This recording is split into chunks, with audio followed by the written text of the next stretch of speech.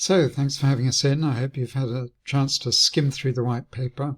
I'll run through some of the highlights now.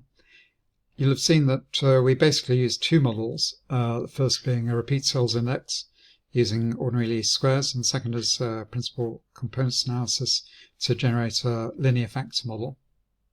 So the repeat sales index uses individual properties, holding period returns, which is a log return, for one homeowner, and it's regressed on dummy variables which are +1 and -1, and that's fine, but and it directly gives the index levels.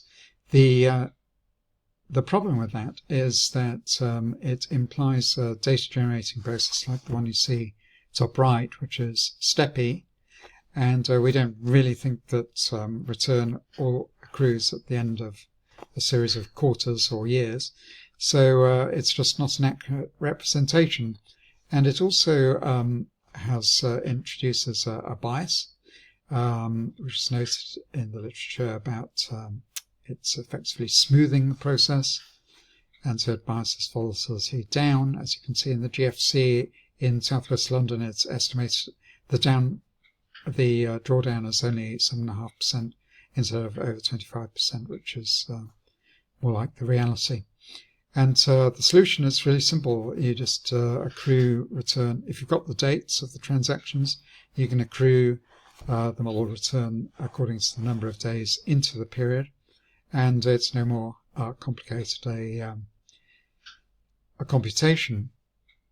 And you can think of this as being an additional term in a Taylor series expansion of the function intra-period.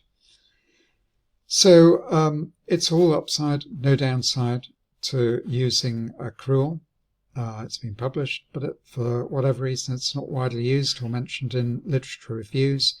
It's not used in the best known set of residential property repeat sales indices, which is in the US the Case-Shiller set published by S&P.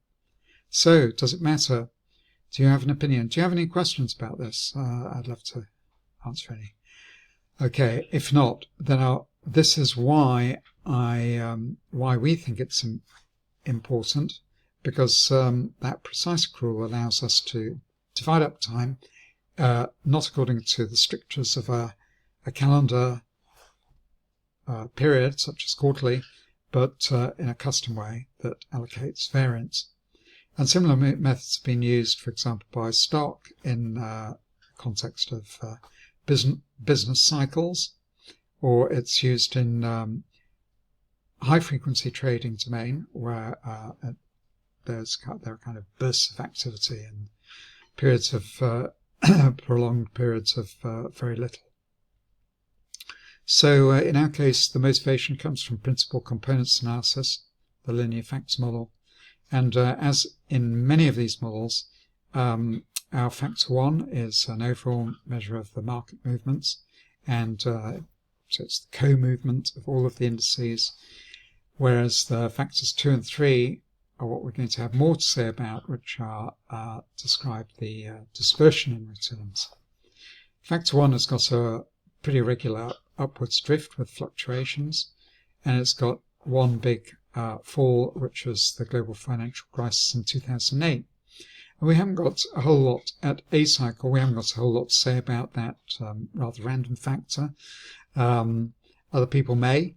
There are many pundits who predicted at least a crash for COVID. They predicted a crash for the upspike in inflation and cost of living crisis and rise in interest rates, but hasn't materialized.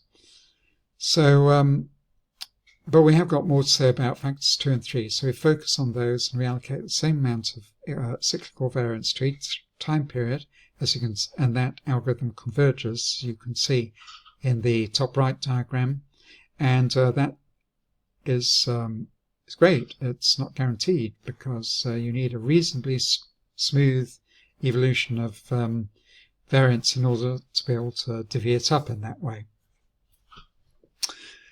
And once we do that, we get this remarkable finding that's illustrated in the bottom right, which is that the factors 2 and 3 are a sine and cosine of the same frequency and amplitude to a good approximation And so we're describing a circular function, and that is what we're going to use in our cyclical model.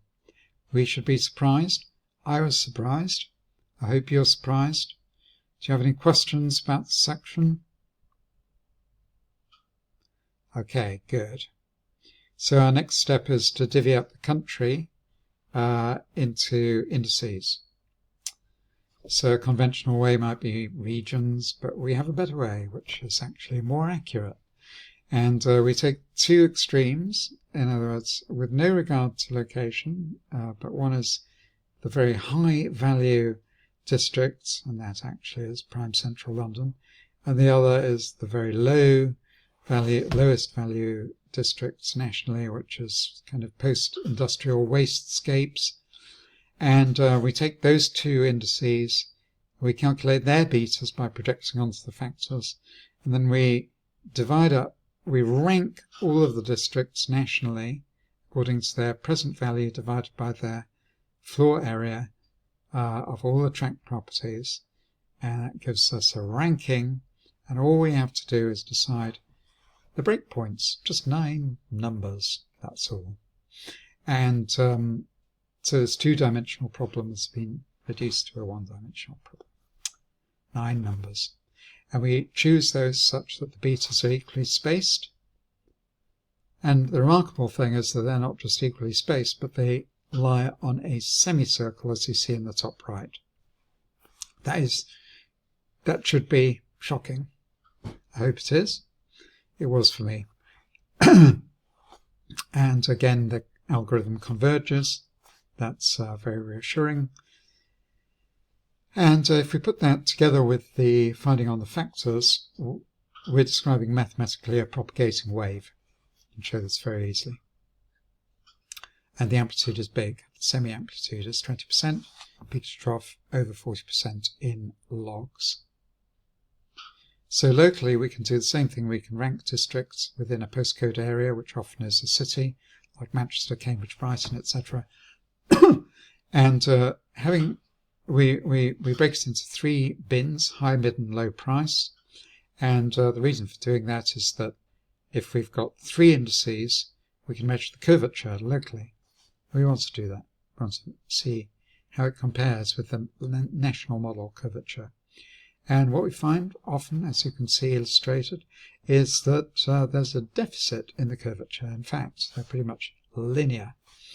And a line, as you will recognize, corresponds to a single factor describing what's going on within that area.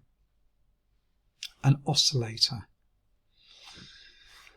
And this is rather exciting because it is telling us that at the local level we've got oscillators whereby prices are either expanding, they reach an extreme, and then they start contracting. Contracting meaning that the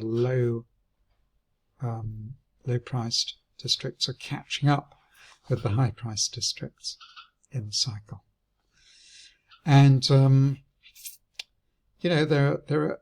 there are phenomena like this in physics where there are local oscillators and they couple together and produce a propagating wave. My training is in physics. I would love to work with a physicist to develop these ideas further, to inject some physics into the econometrics of the residential property market. So how can we, that's all a little bit airy-fairy. We need to come back down to earth so that we can communicate this to land economists and property practitioners.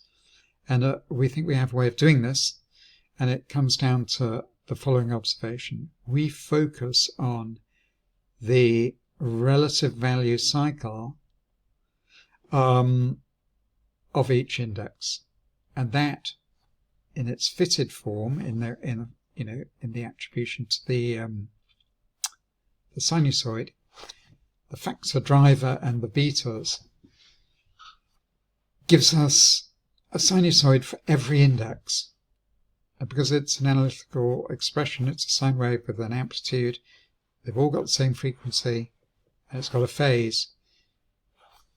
we can also get the rate of return by differentiating it using schoolboy calculus. And so for every index, at every time, we've got two numbers, the rate of return and the value. The rate of return we call momentum, and then we've got value, which is whether it's cheap or dear. And here is that plot. I'm just going to have to exit from this this presentation and open up that spreadsheet and rebase us to 0, which is absolute, and go back in time. And we can, each one of these points, as I said, is one index, and the two axes are momentum, which is the rate of return analytically, and this is the price analytically, with low price on the left and high price on the right. And the good quadrant is the star quadrant, where we've got where things are looking cheap, but they're going up in price. They're outperforming. And the dog, this poor little dog in the corner, is the converse, where it's relatively expensive and still going down. So as we go through time, the points cycle, and so we can tell where we are with any asset, and we can evaluate them on that basis of value and momentum. Okay, but we can also do something possibly even more interesting, which is to look at relative prices. Because remember, factor 1 cancels out. We know nothing about factor 1, so it's really good to look at relatives. And relatives are primarily driven by these two factors. And so we're now looking at the most important driver of those relatives. And if we look, for example, at prime central London as our reference, and we take, and we're kind of evaluating it versus outer northwest London, somewhere around Wembley, like that, we can see that 10 years ago, in 2014, May of 2014, northwest London, bottom of the spectrum, was looking pretty cheap and was moving into the buy quadrant. And indeed, it has outperformed prime central London over the last 10 years. But now it's swinging all the way around, and it's heading towards the dog quadrant. So now would be the time, if you're evaluating one against the other, and your P&L depends on which you choose, you would choose, and your time horizon is something like 5-10 years, then you would choose something more prime. St John's Wood, maybe, or all the way into Mayfair, if you can. And the swings between there and there are over 45% in logs. So very significant. So we think that's a good way of presenting it. Hope you agree. Really love to hear your comments. This is a question from Malcolm. Do you believe it?